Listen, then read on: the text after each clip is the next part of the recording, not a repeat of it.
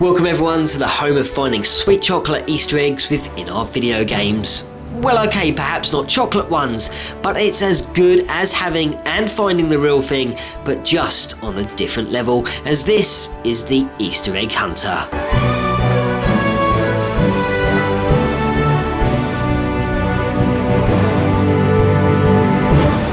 On this 19th instalment of the Easter Egg Hunter, our journey continues on to dig up those elusive secrets, and once again we are plunging into the marvellous and enormous world of Halo, as this time we will survey and investigate the offerings of Halo 2. The sequel to Combat Evolved broke out in the last quarter of 2004 and brought with it a storyline that picks up where the previous title left us, where we see our alien enemies seeking to erase the human existence for good, while we once again try and guide our protagonist Master Chief through these new winding levels to help put an end to the Covenant threat, protect Earth from a gloomy outlook, and while dealing with a second Halo ring. Halo 2 brings many of the same aspects, such as the huge landscapes, battles, great looking cutscenes, fantastic music, vehicles, weapons and enemies we all know and love, and in some cases detest, and many have been improved and enhanced to give this sequel extra depth and keep us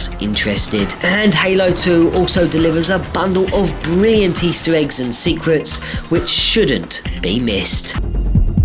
Number 1. To gently ease us into this new list of wonders that Halo 2 has to offer, we're going to focus on one of the co-founders of Bungie Studios, Jason Jones, who makes a small cameo appearance throughout the game. And all you have to do to see him is simply choose the level named Gravemind and now watch the entire cutscene, which features the intelligent flood being, the Gravemind, talking to the Master Chief and the Arbiter, and once it has finished, the cutscene moves to the planetoid station of High Charity, and lurking in the background is a half-naked figure of Jason Jones, and he's surrounded by an army of grunts. Number 2. If you select the level Delta Halo and work your way through another lengthy cutscene which will uncover the discovery of a second Halo, Master Chief and his crew will be released onto this new discovery, but while we watch this part of the cutscene of them entering the atmosphere, the cutscene will quickly jump to the landscape of the new Halo, and you will see a jackal and a grunt who is resting on the floor. If you pan up on this scene, you can see that the grunt is playing with two toys, and one of them is said to be the figure of John 117, also known as Master Chief, although sadly I can't show it to you very clearly. Number 3. The next 3 Easter eggs on the list all require entering the split screen mode that the game has to offer, and the first Easter egg lurks in the map, Coagulation. Once you have selected it, head to the game setup and enter the quick options menu, and make sure you have the primary heavy vehicle set as the Scorpion tank.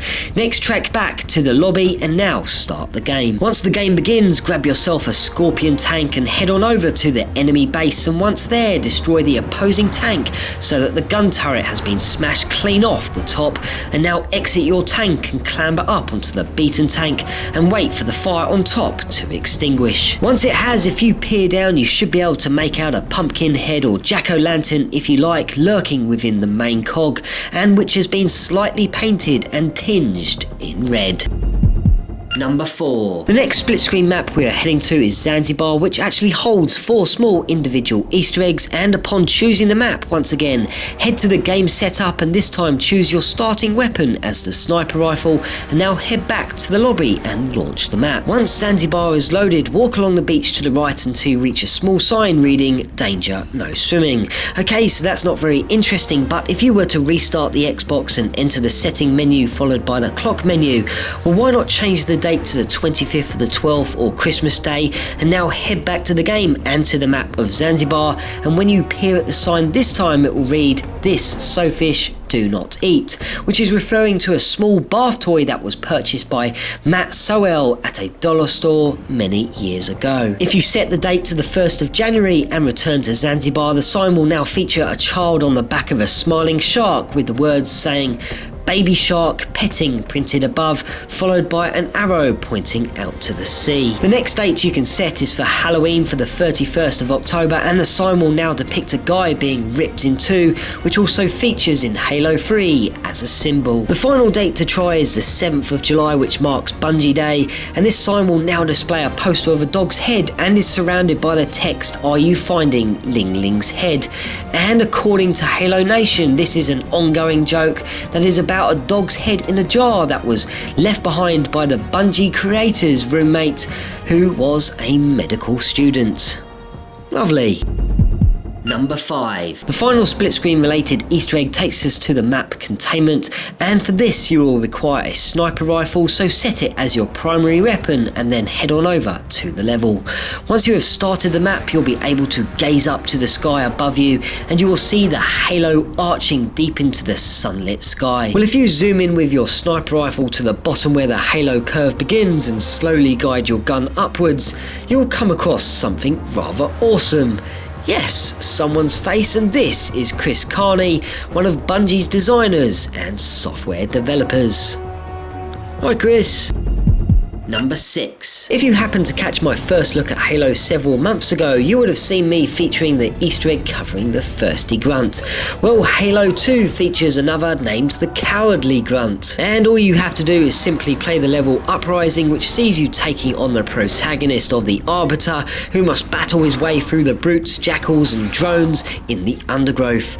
Soon after, you will reach a cavern which will lead to a large room, and if you work your way over to the right hand side of the room, while taking down the enemies, you will notice 2 grunts laying dead on the floor and another one cowering in the corner, and this is what he has to say.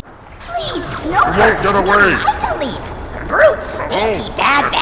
You stay here, make sure no brutes come behind Mighty Arbiter.